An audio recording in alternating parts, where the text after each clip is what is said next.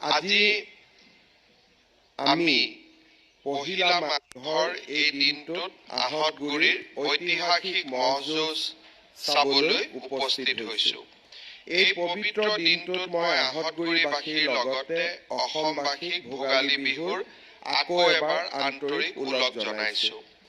ভোগালীৰ আনন্দই সমাজৰ পৰা অসূয়া অমংগল দূৰ কৰি সকলোৰে জীৱনলৈ সুখ আৰু সমৃদ্ধি কঢ়িয়াই আনক মই তাকে কামনা কৰিছোঁ। বাপতি সাহোন মাঘ বিহুৰ লগত ৰজিতা খুৱাই অসমীয়া জাতিয়ে ৰাজ্যৰ বিভিন্ন অঞ্চলত বিভিন্ন ৰং ধেমালিৰ মাজেৰে কিছুমান ঐতিহাসিক পৰম্পৰা মানি চলি আহিছে। অঞ্চলভেদে পৰম্পৰাসমূহৰ ঐতিহ্যও বেলেগ বেলেগ। পৰম্পৰাগতভাৱে ভোগালী বিহুৰ উৎসাহ উদ্দীপনাৰ পুহ মাহৰ সংক্ৰান্তিৰ দিনা হয়গ্ৰীৱ মাধৱ মন্দিৰত বুলবুলি চৰাই যুঁজ আয়োজন কৰা হয়। কালি হাজোত প্ৰায় ৮ বছৰ বিৰতিৰ পিছত আয়োজিত পৰম্পৰাগত বুলবুলি চৰাই যুঁজ প্ৰত্যক্ষ কৰাৰ মোৰ সৌভাগ্য হৈছিল। আনহাতে মাঘৰ প্ৰথম দিনটোত ঐতিহাসিক আহতগুৰিৰ ম'হ যুঁজ অনুষ্ঠিত হয়। অসমৰ ইতিহাস আৰু পৰম্পৰাৰ সৈতে অভিন্ন আহতগুৰিৰ ঐতিহাসিক ম'হ যুঁজত উপস্থিত থাকিবলৈ পাই মই সঁচাকৈয়ে আনন্দিত আৰু গৌৰৱ অনুভৱ কৰিছোঁ। সুন্দৰকৈ আৰু সুপৰিকল্পনাৰে এই যুঁজ আয়োজন কৰাৰ বাবে মই আয়োজকসকলৰ লগতে আহতগুৰিবাসীৰ শলাগ লৈছোঁ আৰু সকলোকে মই ধন্যবাদ আৰু অভিনন্দন জনাইছোঁ।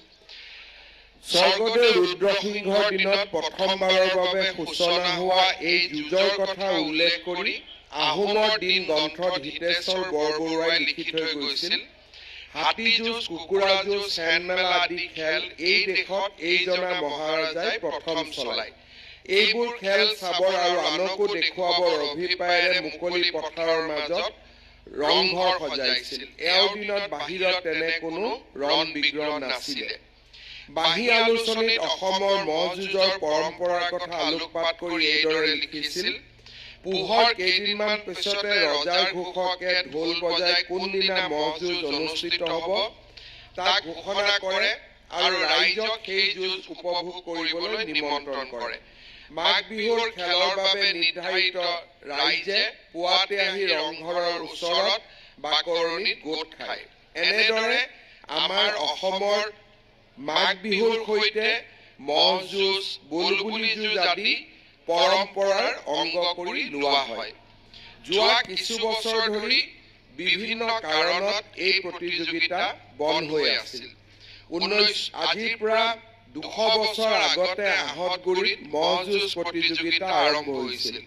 ১৯৭২ চনৰে পৰা স্বৰ্গীয় গেৰেলা দাস সোঁৱৰণী ম'হ যুঁজ শিল প্ৰতিযোগিতা আনুষ্ঠানিকভাৱে পালন কৰি অহা হৈছে।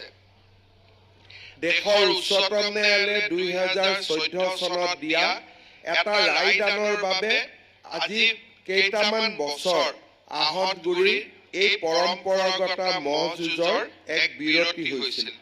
আজি আমি পুনৰ এবাৰ এই ঐতিহ্যক পুনৰুদ্ধাৰ কৰি অত্যন্ত সুন্দৰ আৰু এটা সুন্দৰ মন আৰু আনন্দৰে আমি এই ম'হ যুঁজ প্ৰতিযোগিতা অনুষ্ঠিত কৰিম।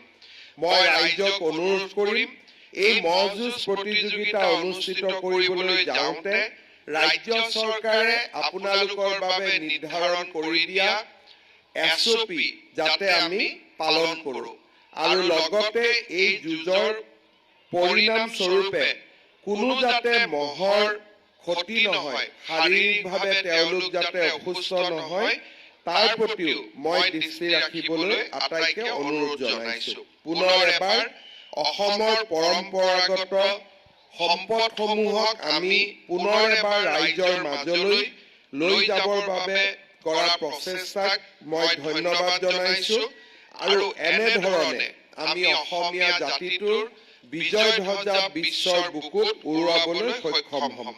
পুনৰ এবাৰ আহতগুৰিৰ ঐতিহাসিক ম'হ যুঁজ আৰু ভোগালী উৎসৱ সমিতিৰ সৈতে জড়িত আটাইকে ধন্যবাদ আৰু অভিনন্দন জনাই মই মোৰ বক্তব্যৰ সামৰণি মাৰিছোঁ। ধন্যবাদ। জয় হিন্দ, বন্দে মাতৰম।